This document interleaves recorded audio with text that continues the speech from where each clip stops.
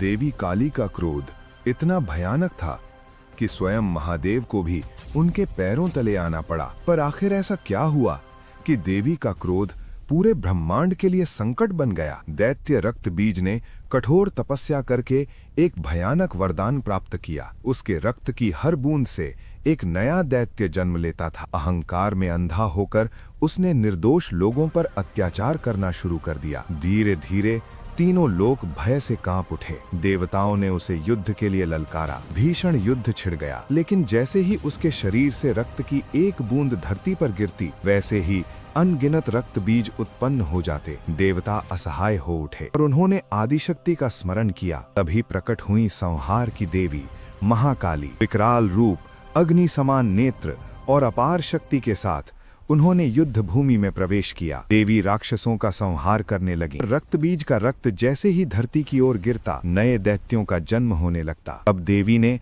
अपनी विशाल जिह्वा फैलाकर रक्त की हर बूंद को धरती पर गिरने से पहले ही पी लिया। एक भी बूंद धरती तक नहीं पहुंची और अंततः रक्त बीज का विनाश हो गया। लेकिन युद्ध समाप्त होने के बाद भी देवी का क्रोध शांत नहीं हुआ। उनका तांडव इतना प्रचंड था कि सृष्टि विनाश के कगार पर पहुंच गई। देवता भयभीत होकर भगवान शिव के पास गए। सृष्टि को बचाने के लिए महादेव स्वयं देवी के मार्ग में लेट गए। जैसे ही देवी का चरण उनके वक्ष पर पड़ा, ठिठक गईं। उन्हें अपने क्रोध का एहसास हुआ। उसी क्षण प्रलय शांत हो गया। संहार की ज्वाला शांत हुई और वही देवी करुणा की धारा बन गई। जहां अधर्म बढ़ता है, वहां शक्ति अवतरित होती है, और जब शक्ति उग्र हो जाए तो शिव संतुलन बनते हैं। शक्ति बिना शिव अधूरे हैं और शिव बिना शक्ति निराकार। दोनों मिलकर ही सृष्टि का संतुलन बनाए रखते हैं। जय महाकाली, जय महादेव।